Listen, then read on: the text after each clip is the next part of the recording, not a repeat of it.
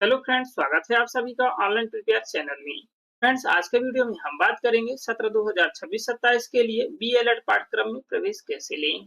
B.El.Ed पाठ्यक्रम जो कि 2 वर्ष का है, काउंसलिंग प्रोसेस स्टार्ट हो चुकी है।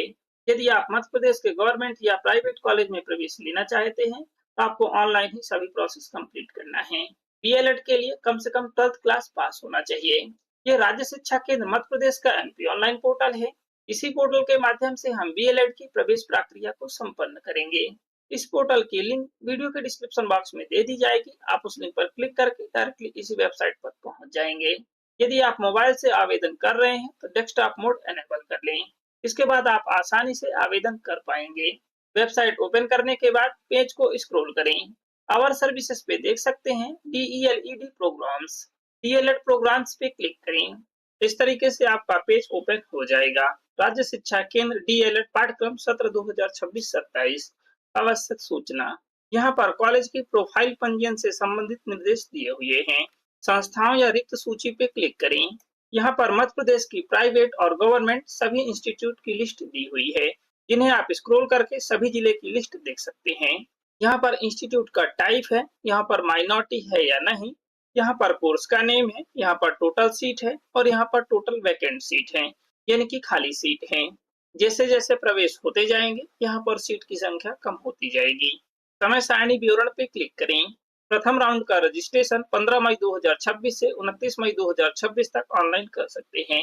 यदि आप रजिस्ट्रेशन में कोई त्रुटि सुधार करना चाहते हैं तो आप 15 मई 2026 से 29 मई 2026 तक ऑनलाइन कर सकते हैं। और साथ ही फर्स्ट राउंड के लिए चॉइस फिलिंग 15 मई 2026 से 29 मई 2026 तक ऑनलाइन कर सकते हैं। अन्य जानकारी टैब पे क्लिक करें। यहाँ पर डीएलएड काउंसलिंग के लिए रूल बुक उपलब्ध होगी। अभी यह उपलब्ध नहीं है, कुछ समय बाद उपलब्ध होगी, जिस पे क्लिक करने के बाद आप सभी रूल एंड रेगुलेशन को रीड कर सकते हैं। काउंसलिंग गतिविधियों पे क्लिक करें। DElEd counselling registration form first round के लिए 15 मई 2026 से 29 मई 2026 तक ऑनलाइन कर सकते हैं। रजिस्ट्रेशन करने के लिए रजिस्ट्रेशन फॉर्म के सामने माउस आइकन पे क्लिक करें। आवश्यक दिशा निर्देश। मध्य प्रदेश के मूल निवासी के लिए डोमिसाइल सर्टिफिकेट होना आवश्यक है। यदि आपके पास स्वयं का निवास प्रमाण पत्र नहीं है तो आप अपने माता पिता का अपलोड कर सकते हैं। आप स्वयं से ही निवास प्रमाण पत्र बना सकते हैं। इसके लिए हम पहले ही वीडियो अपलोड कर चुके हैं। जाति और संवर्ग के लिए सर्टिफिकेट होना चाहिए। सभी निर्देश रीड करने के बाद चेक बॉक्स को टिक करें, कंटिन्यू पे क्लिक करें। एमपी बोर्ड से हायर सेकेंडरी यानी कि 12th क्लास पास हैं या फिर सम्मिलित हुए हैं, हाँ या नहीं सिलेक्ट करें। यदि आप 12th क्लास एमपी बोर्ड से 2003 के पहले पास आउट हैं तो आप यहाँ पर नहीं सिलेक्ट करेंगे। और यदि आप 12th क्लास एमपी बोर्ड से 2003 के बाद पास आउट हैं तो यहाँ पर हाँ सिलेक्ट करेंगे।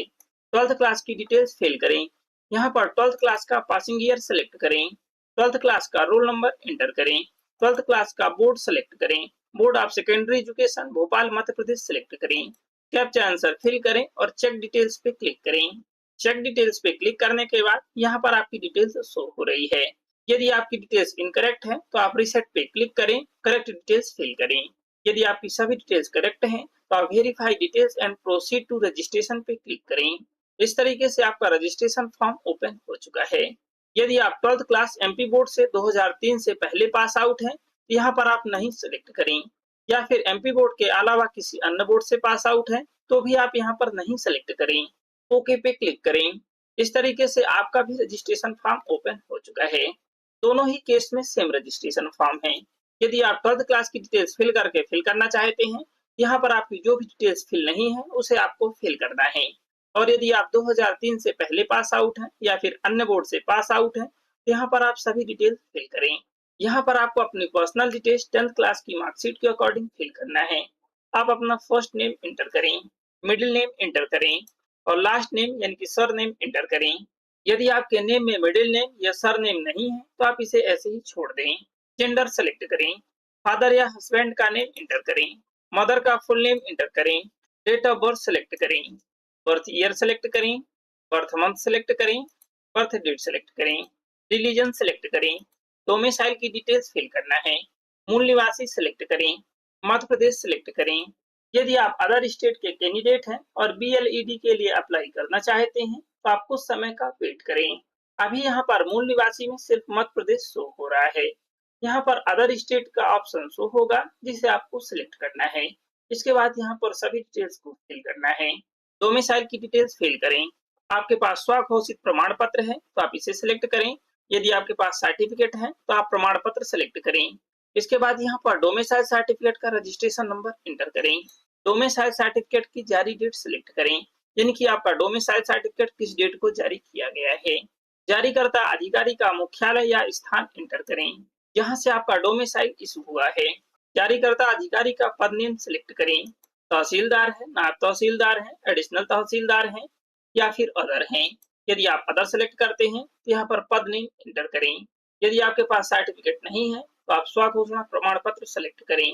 वीडियो के डिस्क्रिप्शन बॉक्स में स्वघोषणा की लिंक दे दी जाएगी। आप उस लिंक से डाउनलोड करके फिल कर सकते हैं। इसके बाद आपको अपलोड करना होगा। कैटेगरी सेलेक्ट करें। यदि आप रिजर्व कैटेगरी से हैं तो यहाँ पर सर्टिफिकेट नंबर एंटर करें और यहाँ पर सर्टिफिकेट जारी डेट सिलेक्ट करें। जारीकर्ता अधिकारी का मुख्यालय या स्थान सिलेक्ट करें। जारीकर्ता का पद नेम सिलेक्ट करें। परिवार की वार्षिक आय एंटर करें। यदि आपका डोमिसाइल सर्टिफिकेट या कैटेगरी सर्टिफिकेट आपका स्वयं का नहीं है तो आप अपने पिता का अपलोड करें। डोमिसाइल सर्टिफिकेट में आपका नेम मेंशन होना चाहिए। क्या आप भूतपूर्व सैनिक हैं, हाँ या नहीं सिलेक्ट करें। क्या आप 40% से अधिक निःशक्त हैं, यहाँ पर हाँ या नहीं सिलेक्ट करें। यदि आप हाँ सिलेक्ट करते हैं तो यहाँ पर निःशक्तता का टाइप सिलेक्ट करें। क्या आप शासकीय शिक्षक हैं, हाँ या नहीं सिलेक्ट करें। यदि आप हाँ सिलेक्ट करते हैं तो यहाँ पर स्कूल का नाम एंटर करें। ज्वाइनिंग डेट सिलेक्ट करें। कार्यरत जिला सिलेक्ट करें और यहाँ पर स्कूल का डाइस कोड एंटर करें। यदि आप शासकीय शिक्षक नहीं है तो आप नहीं सिलेक्ट करें। क्वालिफिकेशन डिटेल्स फिल करें। 10th क्लास की डिटेल्स फिल करें। 10th क्लास का पासिंग ईयर एंटर करें। मार्किंग पैटर्न सिलेक्ट करें। यदि आपका परसेंटेज है तो यहाँ पर आप 10 मार्क एंटर करें और यहाँ पर टोटल मार्क्स एंटर करें। यहाँ पर आपका परसेंटेज शो होगा। यदि ग्रेड या सीजीपीए है तो आप इसे सिलेक्ट करें। इसके बाद यहाँ पर ग्रेड या सीजीपीए एंटर करें और यहाँ पर परसेंटेज एंटर करें। यदि आपके मार्कशीट में परसेंटेज मेंशन नहीं है तो आप सीजीपीए या ग्रेड को कन्वर्ट करके फिल करें। बोर्ड सेलेक्ट करें। 10th क्लास का रोल नंबर एंटर करें। यहाँ पर आप 12th क्लास की डिटेल्स फिल करें। 12th क्लास का सब्जेक्ट सेलेक्ट करें। 12th क्लास का पासिंग ईयर एंटर करें। मार्किंग पैटर्न सेलेक्ट करें। आप 10 मार्क एंटर करें और टोटल मार्क्स एंटर करें। आपका परसेंटेज शो होगा। यदि आपका सीजीपीए या ग्रेड है तो सेम तरीके से फिल करें। बोर्ड सेलेक्ट करें। रोल नंबर एंटर करें। नोट देख सकते हैं, सीजीपीए जिन छात्रों के पास ग्रेड एबीसी उपलब्ध नहीं है ऐसे सभी छात्र एनए प्रविष्ट करें। परमानेंट एड्रेस फिल करें। आवेदक का मूल निवास का पता, मूल निवासी जिले की डाइट ही आपको चॉइस फिलिंग के समय प्रदर्शित होगी। मकान या भवन क्रमांक एंटर करें। यदि आपके एड्रेस में मकान या भवन क्रमांक नहीं है तो आप यहाँ पर 00 एंटर कर सकते हैं। वार्ड मोहल्ला या लैंडमार्क एंटर करें। यदि आपके एड्रेस में वार्ड मोहल्ला या लैंडमार्क नहीं है तो आप यहाँ पर विलेज का नेम या फिर एनए एंटर कर सकते हैं। गांव या शहर का नेम एंटर करें। स्टेट सेलेक्ट करें। आप अपने अकॉर्डिंग स्टेट सेलेक्ट करें। डिस्ट्रिक्ट सेलेक्ट करें। तहसील सेलेक्ट करें। मोबाइल नंबर एंटर करें। ईमेल एड्रेस एंटर करें। यदि आपके पास ईमेल एड्रेस नहीं है तो आप इसे ऐसे ही छोड़ दें। पिन कोड नंबर एंटर करें। फोटो अपलोड करें। फोटो का जो फाइल फॉर्मेट है वो जेपीजी में होना चाहिए और इसका जो फाइल साइज है वो 10 केबी से 100 केबी के बीच होना चाहिए। फोटो अपलोड करने के लिए चूज फाइल पे क्लिक करें, फोटो सिलेक्ट करें, ओपन पे क्लिक करें। आपकी फोटो अटैच हो चुकी है। सभी डिटेल्स फिल करने के बाद डिक्लेरेशन चेक बॉक्स टिक करें। आप यहाँ पर सभी को रीड कर लें। फॉर्म फिल करने के बाद एक बार आपको चेक कर लेना है। यदि आपकी सभी डिटेल्स करेक्ट फिल हैं तो आप कैप्चा आंसर फिल करें और सेव एंड नेक्स्ट पे क्लिक करें। इस तरीके से आपका एप्लीकेशन नंबर जनरेट हो चुका है जिसे आप नोट कर लेना है। एप्लीकेशन नंबर नोट करने के बाद ओके पे क्लिक करें। अब यहाँ पर हमें डॉक्यूमेंट अपलोड करना है। हाई स्कूल यानी कि 10th क्लास की मार्कशीट अपलोड करें और यहाँ पर हायर सेकेंडरी यानी कि 12th क्लास की मार्कशीट अपलोड करें। मूल निवासी प्रमाण पत्र यानी कि डोमिसाइल सर्टिफिकेट अपलोड करें और यहाँ पर श्रेणी प्रमाण पत्र यानी कि कास्ट सर्टिफिकेट अपलोड करें और यहाँ पर आय प्रमाण पत्र यानी कि इनकम सर्टिफिकेट अपलोड करें। आपने जिस भी सर्टिफिकेट की डिटेल्स फिल की है उसी सर्टिफिकेट को यहाँ पर अपलोड करना है। डॉक्यूमेंट का जो फाइल फॉर्मेट है वो जेपीजी में होना चाहिए और इसका जो फाइल साइज है 50 केबी से 200 केबी के बीच होना चाहिए। 10th क्लास की मार्कशीट अपलोड करने के लिए चूज फाइल पे क्लिक करें, मार्कशीट सिलेक्ट करें, ओपन पे क्लिक करें। आपकी मार्कशीट अटैच हो चुकी है। अपलोड पे क्लिक करें। मार्कशीट अपलोडेड, ओके पे क्लिक करें। यदि आप अपलोडेड मार्कशीट को व्यू करना चाहते हैं तो व्यू आइकन पे क्लिक करके व्यू कर सकते हैं। यदि आपकी मार्कशीट इनकरेक्ट अपलोड हो चुकी है तो आप सेम तरीके से दोबारा अपलोड कर सकते हैं। इसी तरीके से यहाँ पर 12th क्लास की marksheet, domicile certificate, caste certificate, income certificate, आपके फॉर्म में जो भी डॉक्यूमेंट शो हो रहे हैं उन सभी को अपलोड करें। सभी सर्टिफिकेट अपलोड करने के बाद एक बार आपको सभी डिटेल्स को चेक कर लेनी है और साथ ही डॉक्यूमेंट को व्यू कर लेना है। यदि आपकी कोई भी डिटेल्स इनकरेक्ट फिल हो चुकी है तो आप एडिट एंड अपडेट पे क्लिक करके एडिट कर सकते हैं। यदि आपकी सभी डिटेल्स करेक्ट फिल है तो आप वैलिडेट इंफॉर्मेशन पे क्लिक करें। ओके पे क्लिक करें। अगेन ओके पे क्लिक करें। अगेन ओके पे क्लिक करें। ओके पे क्लिक करें। रजिस्ट्रेशन कंप्लीट हो चुका है। पेमेंट करना है। ओके पे क्लिक करें। अब आपके दर्ज मोबाइल नंबर पे ओटीपी प्राप्त होगा, उस ओटीपी को यहाँ पर एंटर करें। यदि आपके मोबाइल नंबर पे ओटीपी प्राप्त नहीं हुआ है तो रीसेंट ओटीपी पे क्लिक करके ओटीपी प्राप्त कर सकते हैं। ओटीपी एंटर करने के बाद प्रोसीड टू पेमेंट पे क्लिक करें। इस तरीके से आपका पेमेंट गेटवे ओपन हो चुका है। अब यहाँ पर आप नेट बैंकिंग, डेबिट या क्रेडिट कार्ड, यूपीआई किसी भी एक माध्यम से पे कर सकते हैं। यूपीआई से पे करने के लिए यूपीआई सिलेक्ट करें। पेटीएम या फिर पेजीओ भी इंडिया, दो में से कोई एक सिलेक्ट करें। पेटीएम सिलेक्ट करें। यहाँ पर आपका रेफरेंस नंबर शो हो रहा है जिसे आपको नोट कर लेना है। यदि किसी कारणवश पेमेंट फेल हो जाता है तो इसी रेफरेंस नंबर के द्वारा हम पेमेंट का स्टेटस ट्रैक कर सकते हैं। और यह आपका एप्लीकेशन नंबर है जिसे आपको नोट कर लेना है। और यहाँ पर अमाउंट है जो कि 50 रुपए है। सबमिट पे क्लिक करें।